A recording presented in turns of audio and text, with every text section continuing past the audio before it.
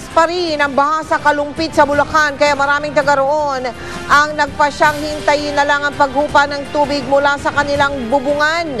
May mga napilitan namang pansamantalang tumuloy sa sementeryo.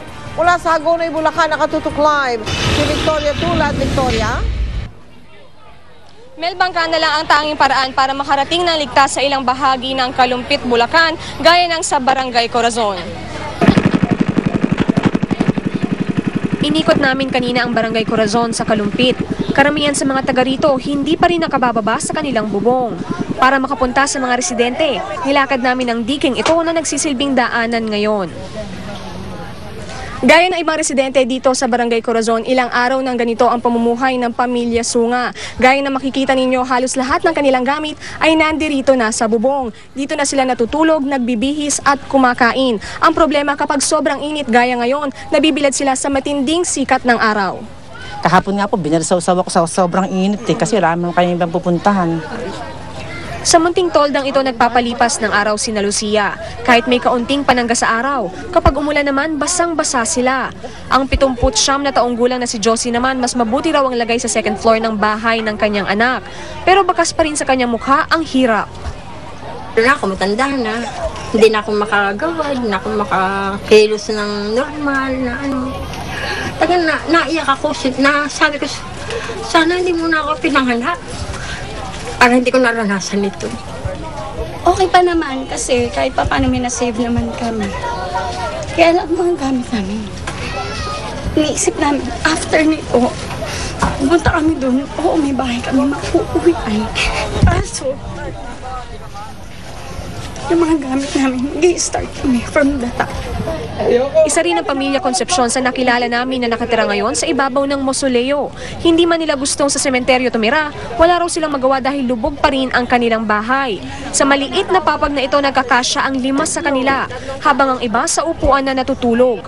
Ang batang si Glyza pilit pa rin pinatutuyo ang mga naisalbang libro. Dito sa akin. Mahirap po, kulang sa lahat. Pagkain, tubig, gamot.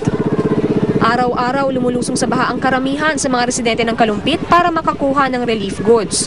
Madalang daw kasi makarating ang tulong sa kanila. Aminado naman si Mayor James De Jesus na kulang nga ang kanilang supply. We have to give relief item to 25,000 families. Ang natanggap na namin so far is 33,000. Ang Kapuso Foundation, katuwang ang mga pribadong kumpanya, patuloy ang pagbibigay ng malinis na tubig sa mga residente. May mga refilling station din sila sa Kalumpit na bukas buong araw.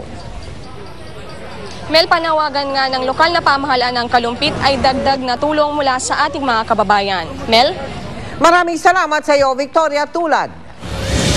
Ang pagbabago ng klima o yung tinatawag na climate change, mga kalbong kabundukan, pagpapakawala ng tubig ng mga dam, ilan lang yan sa mga sinisisi sa malawakang pagbaha sa ilang lalawigan sa Luzon. Pati raw yung hindi wastong operasyon ng mga palaisdaan, malaki ang bahagi sa mga naganap na at nagaganap pa rin pagbaha. At yan ang tinutukan ni Chino Gaston. Isa sa mga sinisisi ng mga dalubhasa sa pambihirang pagbaha sa Kalumpit, Bulacan at Candaba sa Pampanga ang mga naglipa ng fish pond sa Pampanga. Lalo na raw yung mga nasa Pampanga River Delta na nasa boundary ng Bulacan at Pampanga. Ayon kay Professor Mahar Lagmay ng UP National Institute of Geological Sciences o UP-NIGS, napipigilan ng mga fish pond ang mabilis na pagdaloy ng tubig mula sa Candaba at Kalumpit papuntang Manila Bay. Kapag malakas daw kasi ang ulan, naiipon ang tubig mula sa mga karatig na bundok at mga probinsya tulad ng Pangasinan at Nueva Ecija. Ang naipong tubig ay bumababa sa Candaba, Pampanga at Kalumpit, Bulacan, mga probinsyang catch basin sa Central Luzon. Ang tubig ulan na ito dadaloy sana sa Manila Bay. Pero dahil madami na masyado ang mga fish pond sa Pampanga at Bulacan, sumikip na ang mga daluyan ng tubig. Kaya umabot na halos ng lampas tao ang baha sa lugar sa Pampanga at Bulacan. Ang mas masaklap, matagal pa bago humupa ang baha. Sa mapang ito ng UP-NIGS na ginagamit mula pa noong panahon ng Kastila o 1800s, makikita ang dami ng mga maliliit na ilog sa paligid ng River Delta noon. Pero sa satellite image na ito, nakuha kamakailan lang, halos di mo na makita mga ilog dito at estero dahil sa dami ng fish pond. Ang daming mga fish pens dyan na kapag yung mga fish pens ay tinayo at merong mga dike sa paligid niya, yung agos ng mga tubig na gustong lumagos papuntang Manila Bay ay nababarahan. Ayon naman sa urban planner at architect na si Nathaniel von Einsedel, napapanahong mabawasan daw ang mga fish pond sa lugar. Itong mga fish pens, ito ang nag-o-obstruct dun sa paglabas ng tubig baha. Pag nag-low tide na sa Manila Bay, pwede nang lumabas yung tubig baha. Pero dahil dito sa mga fish pens na obstruction, hindi mabilis makalabas yung tubig baha.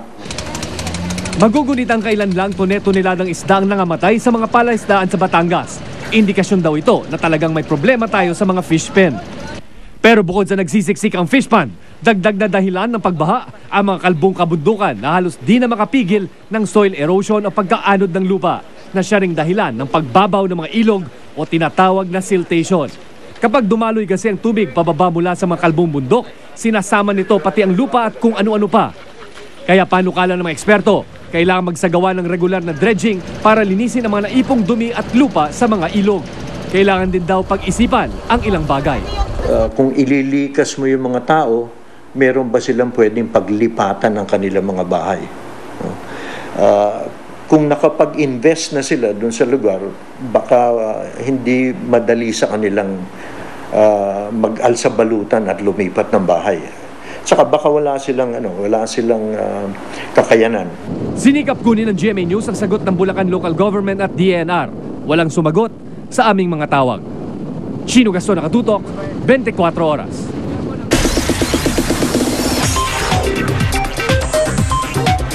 Chika Minute! Handang-handa na raw ang first ever Miss World Philippines na si Gwendolyn Ruey na magpasiklab sa Miss World pageant sa London. Ano kaya ang kanyang strategy para manalo? Alamin sa Chika ni Kata Tibayan.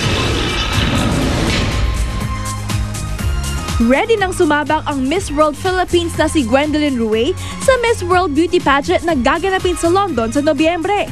Confident si Gwen na mapapabilang siya sa top 12 dahil ang strategy niya papasok sa pamamagitan ng fast-track events ng pageant. Ibig sabihin, manalo lang si Gwen sa 5 special fast-track events tulad ng Beach Beauty, Talent, Sport o Beauty with a Purpose, may sure slot na si Gwen sa semifinals ng prestigious pageant. Nag-modeling po ako already for a long time since I was young. Tapos recently po, nanalo po ako ng Best in Catwalk sa Asian Supermodel. So, kaya po confident naman ako dyan. Tapos sa swimsuit, syempre nanalo naman ako ng Best in Swimsuit dito sa Miss World Philippines. At para ipakita ang galing at talino ng Pinay, sasabak din si Gwen sa kanyang forte, ang pagdedebate sa isa sa preliminary events ng pageant. Makakaasa naman daw ang mga kapuso na Gwen can bring home the Miss World crown.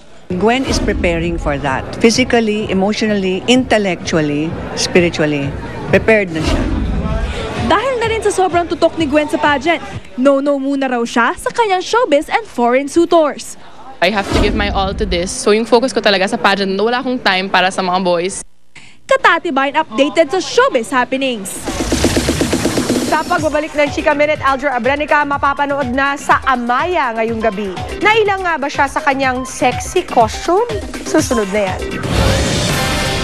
Abangan! Planta ng chemical sa Amerika nilamon ng apoy. 10 taong gulang na babae sa North Cotabato, himalang nakaligtas matapos halayin at ilibing ng buhay. At Senador Lito Lapid nakipagdebate sa issue ng reproductive health bill. Ang tabayanan niyo yan dito lamang sa 24 Oras.